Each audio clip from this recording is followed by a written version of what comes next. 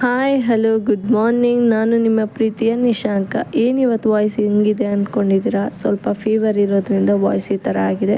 As usual ನಾನು ರೂಟೀನೆಲ್ಲ ಮುಗಿಸ್ಕೊಂಡು ನಾನು ಕಾಲೇಜ್ ಕಡೆ ಹೊರಟೆ. ಇವತ್ತು ಸೆಕೆಂಡ್ ಡೇ ಆಫ್ ಇಂಟರ್ನಲ್ಸ್ ಇರೋದ್ರಿಂದ ಬುಕ್ನ ತೊಗೊಂಡು ನಾನು ನನ್ನ ಕ್ಲಾಸ್ ಕಡೆ ಹೊರಟೆ.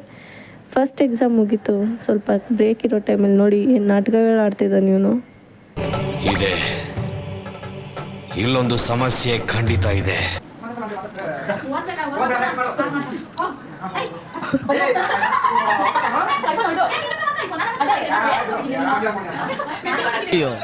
ಈ ನನ್ನ ಮಕ್ಳು ಮತ್ತೆ ಶುರು ಮಾಡಿದ್ರಯ್ಯ. ಎಲ್ಲ ಮುಗೀತು ಅಂತ ನಾನು ಮನೆ ಕಡೆ ಹೊರಟೆ.